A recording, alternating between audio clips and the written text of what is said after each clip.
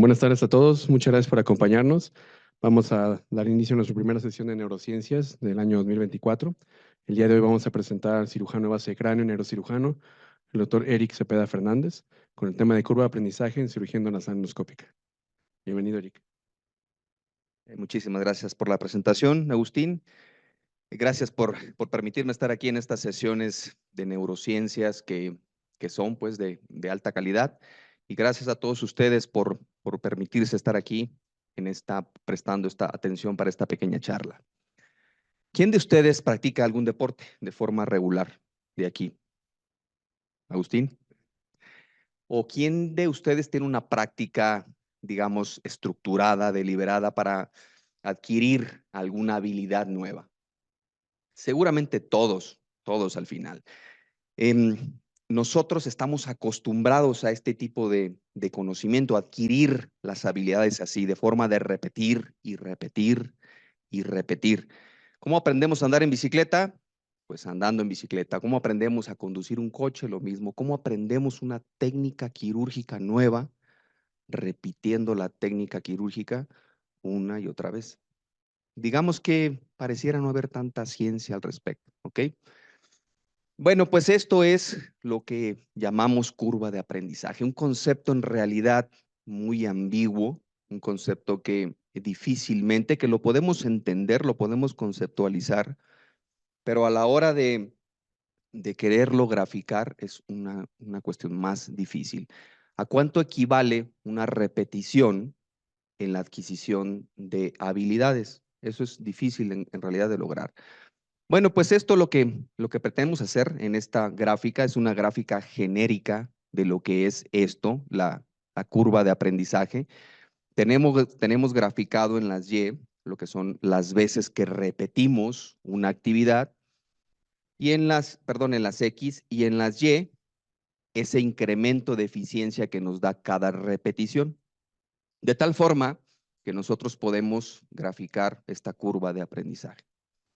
Y si se fijan, hay una pequeña zona en la que por más que nosotros repitamos y repitamos, no existe mejoría alguna en el incremento de eficiencia.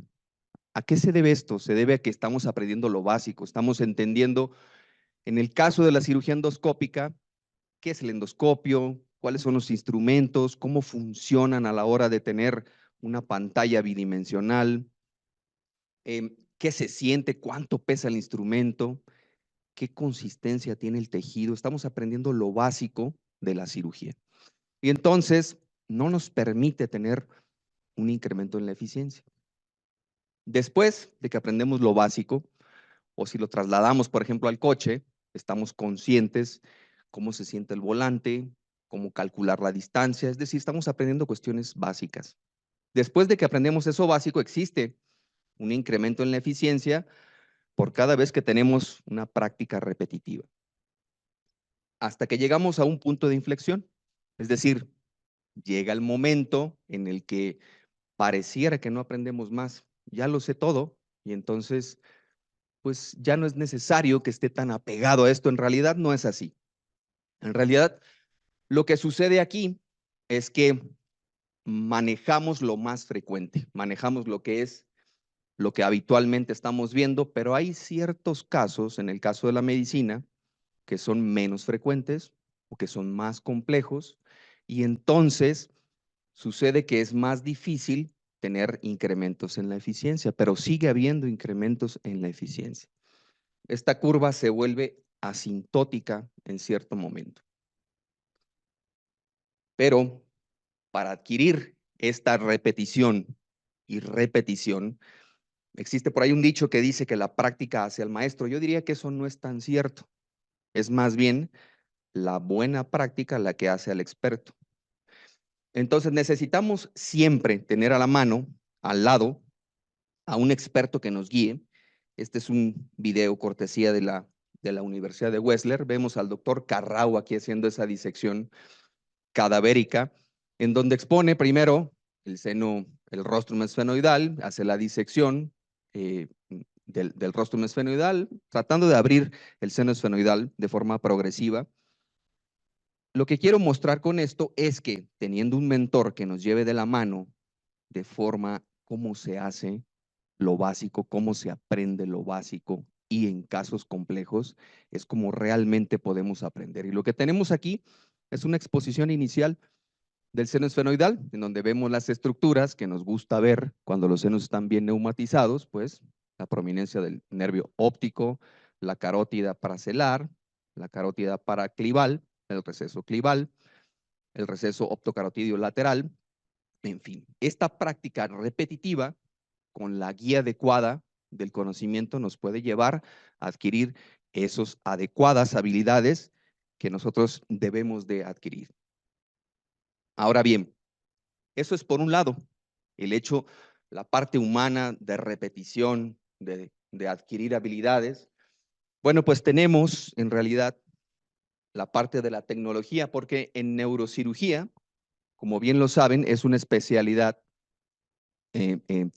tecnología dependiente. ¿Qué significa? Que hay pequeños avances en la tecnología y existen avances en la medicina. Y no solamente en la medicina, nosotros en la vida en general tenemos avances cuando la tecnología, digamos, incrementa. Por ejemplo, se pueden erradicar enfermedades con el simple hecho de un avance tecnológico en el desarrollo de una vacuna, ¿no? Es decir, la medicina tiene avances en ello. Bueno, la neurocirugía no es la excepción. Este es un claro ejemplo de la tecnología. Hay que saber manejar la tecnología. Todos hemos visto un carro de Fórmula 1, un carro que tiene un volante, que tiene muchos controles y si le aprieto el botoncito, ¿qué sucede? Bueno, en realidad hay que saber manejar. No solamente la tecnología se maneja sola, necesitamos un piloto, sino al tener toda esta tecnología podemos terminar de mala manera, aunque tenemos la tecnología punta, ¿cierto? Bueno, lo mismo sucede en la neurocirugía. En la neurocirugía podemos tener tecnología de punta, pero si no sabemos manejar la tecnología, entonces podemos tener desenlaces que nos llevan a sitios donde no queremos, ¿ok? Quiere decir esto que los resultados, y la tecnología no se maneja sola, pero los resultados del instrumento no dependen del instrumento en sí mismo, sino de quien maneja el instrumento, que tiene habilidades de conocimiento anatómico, de conocimiento quirúrgico y que aparte está utilizando la tecnología para beneficiar al paciente, ¿cierto? Bueno, pues por esto que esta plática en realidad se llama así. Cirugía endoscópica, una cirugía homotecnodependiente y de aprendizaje continuo. Es un aprendizaje que nunca termina. Cuando creemos que lo hemos aprendido todo, pues resulta que seguimos y suceden casos que ya lo vamos a ver, de repente ponen en jaque en las decisiones, en el criterio y que es importante tomar en consideración. Quisiera mostrarles este caso, es un caso que recién se acaba de operar, un caso relativamente sencillo, una paciente que tenía 3 años con rinorrea hialina recurrente y que había sido manejada en múltiples ocasiones por una sinusitis o rinitis alérgica y recurría de forma frecuente, pues iba a los antihistamínicos y a veces no funcionaban, hasta que por fin le hicieron un estudio de resonancia magnética, acudió con nosotros con una cisterna resonancia magnética y encontramos, además de un aracnoidocele celar, esta región, adelante, en el surco olfatorio del lado izquierdo, un meningocele en esta región. Obvio, las causas, evidentemente, de la rinorrea era una fístula del líquido cefalorraquídeo, por lo que fue tratada inicialmente con un abordaje endoscópico. Nosotros propusimos un abordaje endoscópico para resolver esto de forma relativamente sencilla, un abordaje por una sola narina, al tratar de preservar la olfacción en esta paciente. La opción que le habían propuesto sería hacer una craneotomía bifrontal, levantar el encéfalo, cortar ambos surcos olfatorios, ambos nervios olfatorios con la evidentemente pérdida de la olfacción.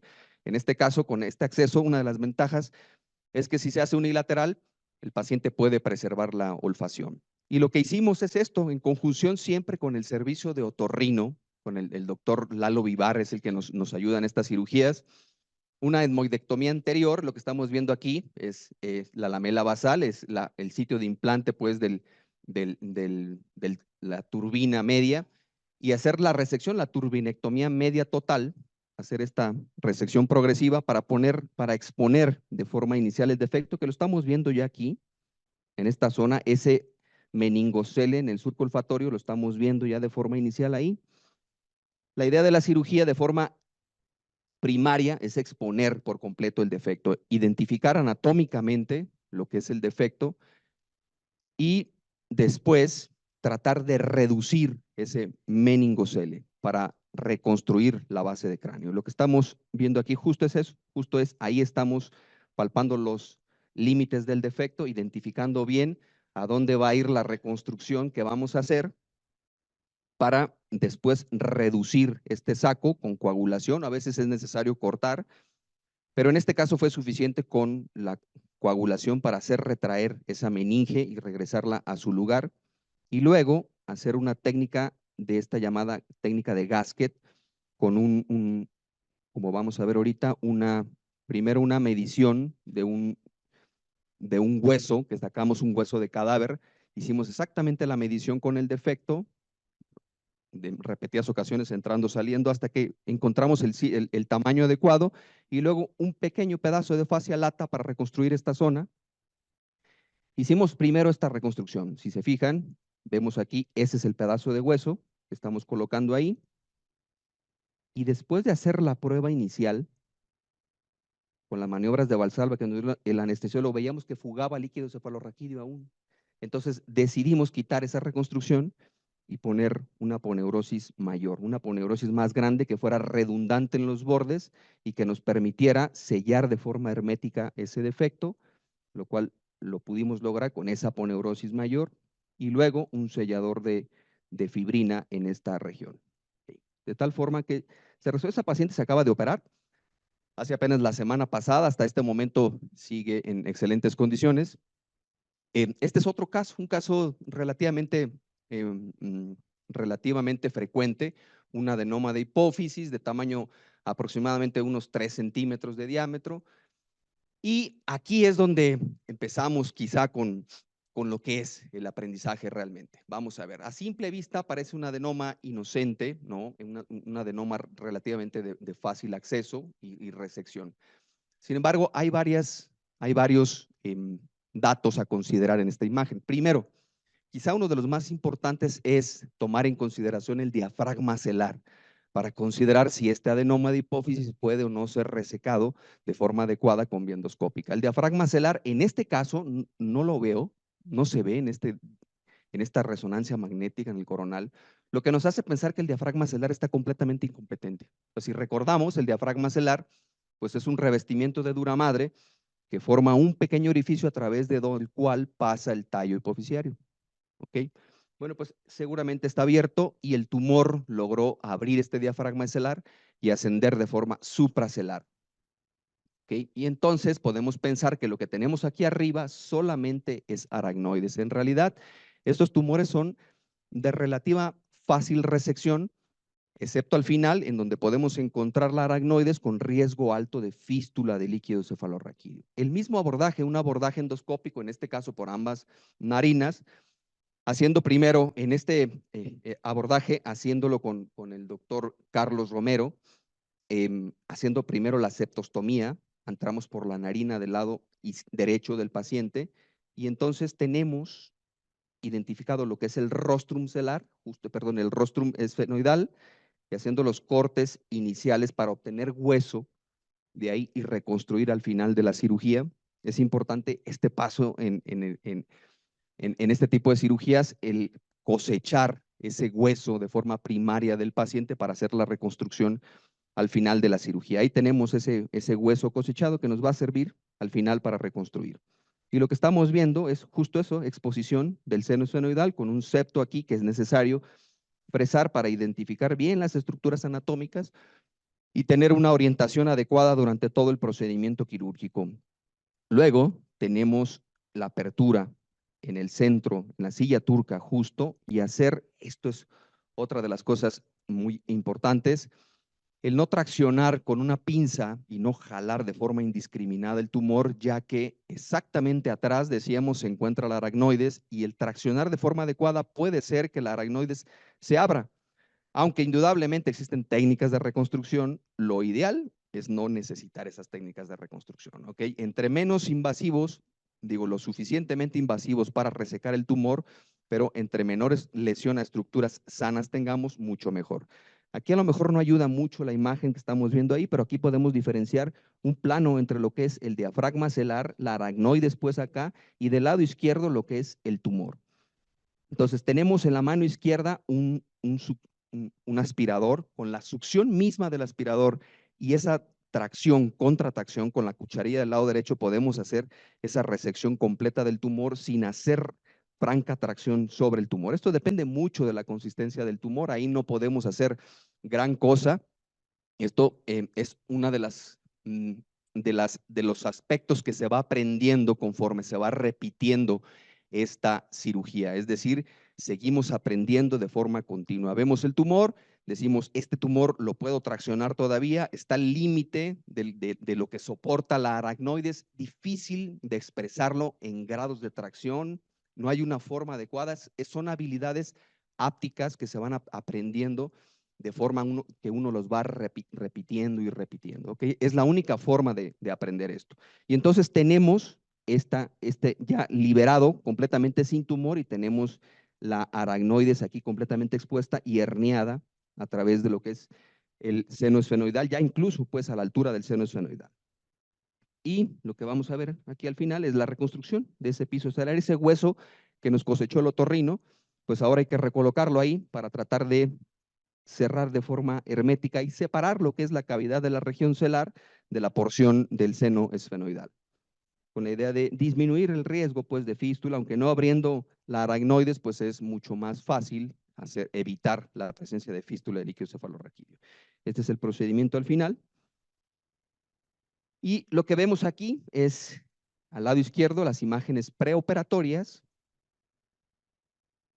y las imágenes postquirúrgicas con los cambios por cirugía. Vemos aquí la región celar ya sin tumor, parte de lo que es el quiasma óptico descendido, el tallo hipoficiario, pero ya no existe esa lesión tumoral. Afortunadamente, una resección completa. Ese es un tumor muy similar, quizá un poco más complejo, de una forma más compleja, que fue resecado de la misma manera. Es un tumor ya denominado gigante, alcanza las dimensiones para ser denominado gigante, pero que afortunadamente se mantiene en la línea media y entonces es fácil resecar a través de la misma vía y que fue resecado justo así. Vemos las imágenes preoperatorias y luego las imágenes posoperatorias del paciente ya sin tumor. Ahora surge entonces la pregunta, pues ya lo he estado repitiendo y repitiendo una vez, entonces, ¿en qué momento se vuelve alguien competente? En la literatura es una pregunta que recurrentemente surge. ¿Quién es competente? Algunos autores dicen que la persona que opera de 20 a 30 pacientes con este tipo de cirugía se vuelve competente, es un experto ya para operar. Otros autores dicen que con solo 9 cirugías se vuelve un experto para operar esto. Y esto sobre todo en aquellas personas que no brincaron de la etapa microquirúrgica a la etapa endoscópica, sino que fueron entrenados puramente con técnica endoscópica, son los que más factiblemente adquieren habilidades, mucho más rápido para adquirir este tipo de procedimientos. Otros se van un poco más allá, se requieren de 200 a 500 pacientes para volverse experto en tratar este tipo de cirugías. Y quizá, lo que yo estaría quizá más de acuerdo es con el hecho de que se requieren una actividad constante de 25 a 30 pacientes al año. Si bien es cierto que dicen que lo que bien se aprende no se olvida, bueno, en este caso es necesario estar con práctica recurrente. Es necesario, seguramente les ha pasado a ustedes, porque lo sabe uno, cuando tiene uno mucho tiempo sin operar un tumor, un tipo de abordaje, regresa, lo vuelve a uno a hacer y tiene uno que ir más despacio, tiene que uno ir identificando la anatomía, porque no está uno tan familiarizado con esa anatomía. Entonces, indudablemente la actividad recurrente tiene que ver con la preservación de la expertise de una persona, ¿o no? Y en la literatura, esta literatura de la que hablábamos, que consideran 25, 30 o algunos 200 a 500 casos operados, generalmente toman en consideración quiénes estos aspectos para decir quién es experto o quién no es experto. Aquellos médicos que logran tasas de resección más altas o aquellos que tienen tiempos quirúrgicos más cortos o que observan mejoría de la visión posquirúrgica en sus pacientes o una menor tasa de complicaciones como fístula, liquidocefalorraquídeo o diabetes insípida, se considera que estos podrían ser expertos, ¿cierto? De forma objetiva, que es lo que tenemos para valorar nosotros, decir, pues este es experto porque tiene buenos números, pero existe otra valoración que en realidad es mucho más compleja de hacer. Justo estos otros aspectos que difícilmente se pueden valorar de forma matemática o saber. Primero, la adaptación a esa visión sin profundidad, que también se puede solventar desde el punto de vista tecnológico quizá. Ahora tenemos estas pantallas 3D que utilizamos algunos lentes y que podemos ver esa tridimensionalidad calculada y que a lo mejor pudiéramos solventar esa adaptación a una visión bidimensional. O las habilidades ápticas, estas que estábamos diciendo, estas habilidades en tracción de los tejidos. Y esto se vuelve muy importante porque en un principio a mí me sucedía, yo me recuerdo bien claro que no sabía a qué punto llegar a jalar un tumor, a qué punto llegar a despegar una arteria, si a lo mejor sangraba el seno cavernoso, era capaz yo de parar el seno cavernoso con un gelfuam o a lo mejor iba a requerir meterle algún sellante de fibrina, no sabía en qué cantidades era necesario actuar. Y esto, la única forma de saberlo es haciéndolo, pero siempre teniendo a la mano alguna persona con mayor experiencia al lado para no poner en riesgo la vida del paciente, indudablemente. La consistencia permisible, ¿a qué me refiero con esto, con la consistencia permisible? A veces tracciona uno, no es lo mismo traccionar una arteria que una vena, tienen distinta consistencia y al momento de movilizarlas, las tensa uno y uno identifica hasta qué grado es el límite de exposición de esa arteria, hasta qué grado la puedo traccionar o si puedo coagular o no puedo coagular la dura madre que se va a retraer. En fin, son habilidades ápticas que se hacen con el hecho de repetir y repetir. Y la adaptación, en el caso de la endoscopía, esa adaptación al efecto barril no es otra cosa que la distorsión de la imagen en la periferia de la visión inicial, que aparenta, pues, que modifica, pues, la anatomía. Es importante tener en consideración que si trabaja uno en la periferia de la visión endoscópica, esa anatomía está distorsionada y tiene uno que adaptarse. Bueno, este es un caso que es un tumor relativamente pequeño, sin embargo, fue operado en otro lugar. Si se fijan, estas imágenes son imágenes del tumor virgen. Es un tumor con una apariencia amorfa, ¿no? Con leve extensión hacia la derecha del paciente. Vemos el quiasma óptico aquí arriba y fue operado por vía endoscópica para resección del tumor. Sin embargo, este es el estudio posquirúrgico después de esa cirugía inicial que le hicieron. Lo que vemos aquí es el abordaje pequeñito que tiene, una ventana pequeñita, que es la principal causa de resección parcial del tumor, y vemos el resto del piso celar íntegro, como lo vamos a ver. Esto da la pauta de pensar que este paciente puede volverse a operar por vía endoscópica, haciendo un abordaje mayor y exponiendo el piso celar de forma completa. Esto es justo el abordaje después de hacer la apertura inicial. Y lo que vamos a ver aquí es esto, miren, esta es la apertura inicial que le hicieron en el primer abordaje. Lo que nosotros hicimos fue extender esa apertura hasta exponer por completo el piso de la silla turca y después hacer la apertura dural. Hacemos esa apertura dural, nosotros hacemos la apertura dural en forma de un cuadrado, hay gente que la hace en un triángulo en el centro. Si tenemos bien identificado el seno cavernoso de un lado y de otro lado, entonces podremos hacer una apertura muchísimo más grande que solamente hacer una incisión, una cruz en la línea media que nos va a dificultar después la resección. Y nuevamente esto, el tratar de identificar el aracnoides en la porción más alta del tumor, con esa resección progresiva, vemos aquí, ya vemos al fondo, hay aracnoides. Ahorita se va a notar un poco, ahí está.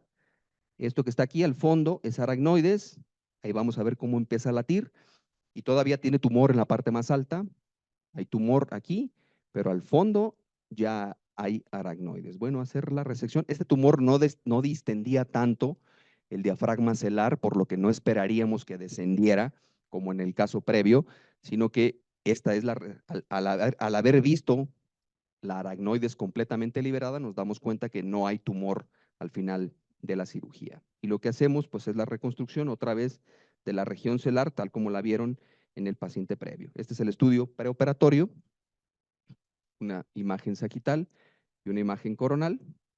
Y el estudio postquirúrgico, un poco oscuro aquí, pero ya sin tumor, justo. Y este caso en realidad me gusta mucho, es un tumor más grande, quizá catalogado ya como un adenoma gigante, pero en realidad hay muchas cosas que analizar aquí. Primero, vemos una imagen coronal, es una paciente que ya había sido operada también en 2 ocasiones, y lo que vemos aquí es la reconstrucción que le hicieron de los abordajes. Si se fijan, una secuencia T2 y T1 en resonancia magnética, y esta estructura hipointensa en ambas, es hueso en realidad, hueso que hicieron de la reconstrucción inicial. Y lo que estamos viendo, el resto del piso se ve íntegro para un lado y ligeramente para el otro, pero lo más importante es esto, vemos la resonancia, la tomografía coronal y sagital, y vemos que tiene un seno preselar, tiene poca neumatización del seno en realidad. Lo vemos aquí, un seno muy pequeñito, lo cual hacía que el acceso fuera complejo en realidad. Es decir, la complejidad para hacer solamente la resección parcial pequeña, muy pequeña de este tumor, residía en la anatomía compleja del seno. Estaba neumatizado del lado izquierdo del paciente, el acceso fue del lado izquierdo del paciente, pero todo el piso celar estaba cerrado del lado derecho. Entonces, evidentemente, el primer trabajo que había que hacer con esta paciente, pues era hacer una apertura, una remodelación de ese piso celar para identificar a detalle la silla turca y después abrirla de forma progresiva. Este es justo después de hacer la septostomía, esta es la septostomía que tenía, ya no había lámina perpendicular del etmoides aquí. Este es el acceso previo que habían hecho en la cirugía anterior, y esta es una pequeña reconstrucción que hicieron, que estaba de hecho en el rostrum esfenoidal, no estaba ni en el piso celar, estaba en el rostrum esfenoidal, este hueso. Y de forma progresiva, entonces, lo que hicimos fue fresar esta región, fresar un poco también hacia lo que es el clivus para exponer lo que es el piso celar que estaba por exponerse en esta región. El abordaje previo estaba acá abajo, y lo que estamos haciendo de forma inicial es tratar de fresar el clivus en la porción inferior y exponer lo que es el piso celar para después obtener la apertura. Lo que vemos ya ahí es dura madre de la región celar, hacer una apertura lo más extensa que se pudiera de esa región celar y luego hacer la apertura de la dura madre. Justo en la misma forma como regularmente lo hacemos, aquí había un pedazo de hueso, ese hueso que veíamos de forma inicial aquí metido dentro del tumor, justo este era el que estábamos ahí tocando con el bisturí, y había que resecarlo. Ahí está esa porción, ahí salió ese pequeño huesito, y después pues habría que hacer la misma técnica, primero descompresión en el centro del tumor, llegar a la parte inferior. Ser metódico es otro quizá de los aspectos que aprende uno. El primero, ir a quitar la porción del centro del tumor, después a la porción inferior para estar seguro que no está dejando uno tumor ahí, e identificar la porción del seno cavernoso hacia un lado y hacia otro lado para hacer espacio a la porción más alta del tumor que nos permita hacer descender ese tumor, esa porción más alta. Por ahí, alguna vez surgió una pregunta de esta porción que va hacia adelante, que se extendía ligeramente hacia el piso anterior, si era necesario fresar un poco el tubérculo celar para llegar a quitar esta porción del tumor. En realidad, como van a ver con estas maniobras, lo que estamos viendo aquí ya es aracnoides. Con estas maniobras progresivas es suficiente para dislocar ese tumor que viene de hasta arriba, siempre y cuando la consistencia del tumor lo permita. Entonces podemos hacer esta dislocación del tumor con esta misma succión con una mano y con la otra tracción de este tumor. De forma gentil podemos hacer la resección completa de este tumor. Vamos a ver y aprovechar en algún momento la presión intracraneal del paciente, a la par pues de estas maniobras, quizá pedirle al anestesiólogo que dé un par de maniobras de Valsalva, y justo tenemos un resultado como este que vamos a ver aquí.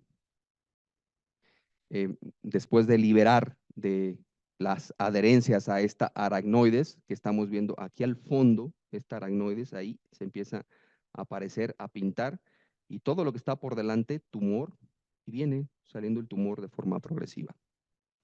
hasta obtener esa exposición por completo del tumor. Ahí sabemos que ya la porción más alta salió y ahora hay que tener cuidado de no abrir esa porción de aracnoides que está en la porción más ya herniado, pues. Ahí está. Esta es la porción de aracnoides que se hernia, que es la porción más alta del tumor. Hasta tener, después es necesario revisar algunas zonas acá a los lados, porque es un sitio donde frecuentemente se nos olvida tumor ahí, y entonces vemos la resonancia magnética y a veces queda una pequeña porción de tumor ahí. Y es necesario revisar al final de la cirugía para estar seguros que sacamos todo el tumor. Nuevamente, de lo que queda aquí es la reconstrucción del piso celar, tal como lo vimos en la cirugía previa. Cuando el paciente no tiene hueso suficiente, se puede utilizar el seno injerto, pues hueso de cadáver con la remodelación y queda suficientemente bien. El estudio preoperatorio que habíamos visto, el estudio postquirúrgico, ya sin tumor. Ahora, este tumor también, un tumor gigante, miren, un tumor también de apariencia irregular. Este es el estudio preoperatorio arriba, el estudio postquirúrgico, paciente preoperatorio arriba con tumor, arriba sin tumor. Casos más complejos, un paciente con acromegalia, clásicamente los pacientes con acromegalia son pacientes difíciles de manejar quirúrgicamente. Es un paciente que se operó en el 2012, en realidad, un abordaje doble. Primero hicimos una craneotomía terional del lado derecho para resecar la porción más alta del tumor, ¿ok? Hizo un pequeño infarto en el temporal que fue necesario hacer una lobectomía temporal, ¿ok? Y 4 semanas después hicimos la resección de vía transendoscópica. ¿Okay? Quedó una pequeña porción de tumor, de hecho. A pesar de los 2 abordajes que hicimos, una craneotomía terional y después un abordaje endoscópico, aún así el paciente tiene tumor, una pequeña porción de tumor. Sin embargo, con el tratamiento médico, estos son los valores de hormona de crecimiento actual, la IGF-1 con un índice de 0.6, con tratamiento con lanreotide, evidentemente, es decir, esta paciente se operó por craneotomía, por endoscopía, tiene lanreotide, tiene panhipopituitarismo, tiene crisis convulsivas y tiene déficit visual. En realidad, es una paciente que no le ha ido tan bien, pero afortunadamente independiente. Y este caso es un caso complejo. Estos 2 casos son los que les decía, a pesar de hay casos sencillos como los que habíamos visto, hay casos complejos de los que aprende, que no son tan frecuentes, afortunadamente no son tan frecuentes, pero que dejan conocimiento al final. Este es un tumor grande que de forma inicial nosotros pensamos que podría ser un cordoma, un condrosarcoma, una lesión que empezaba en el clivus, y que si vemos una pequeña línea aquí oscura, esta era la dura madre, decíamos, empezó en el clivus, invadió hacia la cavidad intracraneana y desplazó el tallo hipoficiario. Bueno, y lo que vemos en la tomografía es una completa destrucción de lo que es el clivus. Bueno, pues en un paciente así que se presentó al consultorio con déficit de séptimo nervio craneal, de sexto nervio craneal, con problemas en el octavo nervio craneal, tractos largos, pares bajos, habría que ofrecerle un abordaje doble, igual desde nuestra perspectiva. Y la primera opción que hicimos es resecar la porción que estaba comprimiendo el tallo cerebral. Hicimos un abordaje retromastoideo con la idea de hacer la descompresión inicial del tallo. Y lo que vemos es esta tomografía. Esta tomografía es después de la primera cirugía, ¿de acuerdo? Hacemos una craneotomía retromastoidea del lado derecho y la resección. Tuvimos un pequeño hematoma, lo que nosotros pensamos en ese momento que era un pequeño hematoma en el tallo, aquí, y bueno, dijimos, no pasa nada, la paciente está en adecuadas condiciones, vamos a hacer el otro abordaje por vía endoscópica, porque todavía quedaba la porción enfrente que había que resecar, de tal forma que después de que se recuperó de esta cirugía, 8 o 10 días después, lo metimos a la siguiente cirugía e hicimos un abordaje endoscópico para hacer la resección completa del tumor, o que nos faltaba de hacer la resección completa. El diagnóstico histopatológico de este tumor en la primera cirugía nos reportaron un schwannoma melanótico. Hicimos un abordaje tal cual lo conocemos, haciendo un colgajo de Haddad, un colgajo nasoseptal, porque pensábamos que íbamos a tener una exposición completa ahí del tallo hipoficiario y que había que hacer una reconstrucción adecuada para evitar la fístula del líquido cefalorraquídeo. Y efectivamente, con el doctor Lalo Vivar, que entramos en repetidas ocasiones a operar con él, un excelente otorrino, hicimos justo eso. Y él se encargó de hacer la parte nasal. Y luego tenemos esta exposición ya por completo. Después de que tenemos la apertura, vemos esta lesión que está aquí, esta lesión oscura que se alcanza a ver aquí.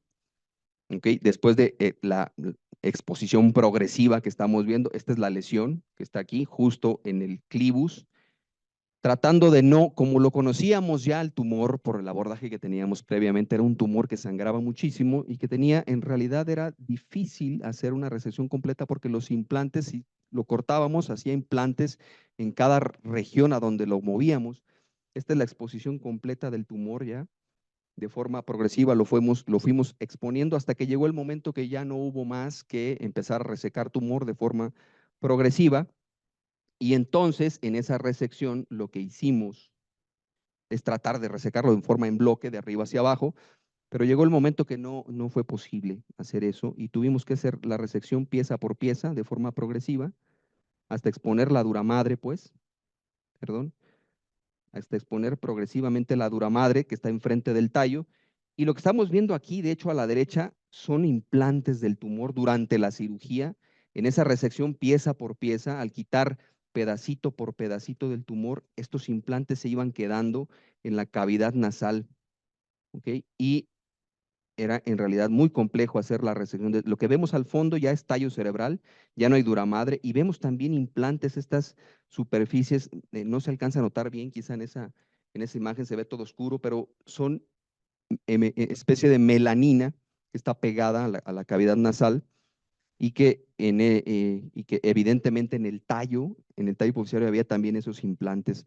Lo que hicimos fue la reconstrucción al final de ese defecto tan grande que tenía, con esa, poniendo Duragen, una reconstrucción multicapa de esta región y un sellador de fibrina nuevamente.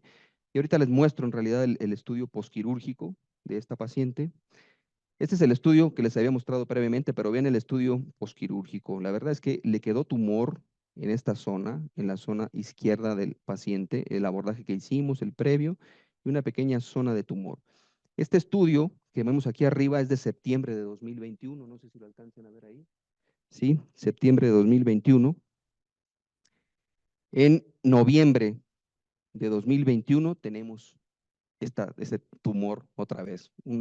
Está más grande que el que operamos en realidad, ¿no? Lo hicimos de forma, vamos, tiene este crecimiento para acá, aquí parece que en el tallo pues no le hicimos nada, pareciera que hay extensión del tumor hacia la porción izquierda, un tumor enorme, otra vez la paciente falleció después de esta resonancia magnética. En realidad el pronóstico pues es malo, el diagnóstico al final, reportado por patología, schwannoma melanótico, pero con un crecimiento exageradamente excesivo. Es una de las condiciones a considerar, creo yo, en tumores malignos, la agresividad del cirujano tiene que ser mayúscula, pues está acostumbrado a uno a manejar tumores benignos como los adenomas, que hace una resección completa, generalmente a estos pacientes les va bien, y se enfrenta de repente a un tumor maligno. Ahí es en realidad en donde hay que ser completamente agresivos, no dejar, difícil indudablemente por estos implantes que van dejando, pero este es un buen ejemplo de la agresividad que se debe tener con este tipo de tumores. Esta es una casuística personal en realidad, porque son de los tumores que más me ha tocado operar. Tengo una casuística de 302, yo tengo 15 años de egresado, en 15 años de egresado tengo 302 adenomas operados, de los cuales tengo una incidencia de cura de acromegalia del 61% y un 50% en ACTH, pero si se fijan no son muy frecuentes los tumores de ACTH y un TSH-OMA en realidad que nunca curó, pero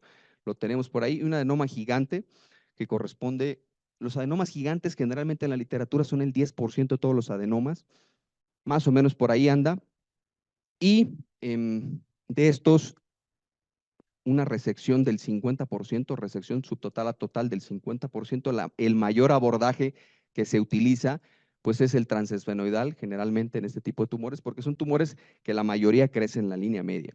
Y según una clasificación del doctor Sumit Sinha, que los clasifica en 4 grados, son tumores esos gigantes, aquellos tumores que crecen en la línea media, que no invaden a ninguna estructura, vamos a ver, el A y B son tumores que no son invasivos, el B, el C y el D son tumores que sí son invasivos, pero de los tumores no invasivos, estos crecen específicamente en la línea media. Son como algunos que les mostré ahorita. Y este tumor B son tumores que invaden, que tienen, perdón, ese crecimiento en forma de reloj de arena. Son tumores en los que el diafragma celular es parcialmente competente, permite el crecimiento del tumor, pero forma una especie de cintura. Y estos tumores a veces no son tan fáciles de resecar por vía endoscópica. Y entonces tenemos una resección del total del 62%. En esto es una resección total del 100%, en este del 62%. Y en estos tumores que son invasivos, el C representa aquellos tumores que invaden el seno cavernoso o uni o bilateralmente, y el D son tumores que invaden el espacio subaracnoideo. Son tumores que invaden la aracnoides como tal. Y este es el porcentaje de resección que tenemos con una mortalidad del 6%. En general, creo yo que uno de los mensajes que quizá quisiera traerles el día de hoy es que sí, de forma objetiva, la forma de valorar el aprendizaje continuo de esto, pues es con las tasas de resección, con la menor posibilidad de complicaciones, de forma objetiva, pero no hay que pasar esto por alto. La parte subjetiva y que requiere siempre del acompañamiento de una persona que sea experta. Cuando una persona está aprendiendo, requiere siempre la guía de un mentor, porque se requiere formar, es necesario formar esas habilidades ápticas de las cuales estamos hablando en toda esta plática, con la necesidad pues de tener ese aprendizaje continuo que afortunadamente se da en la medicina, no solamente en la neurocirugía, pero que en la medicina es frecuente. No sé si tengan alguna pregunta. Muchas gracias.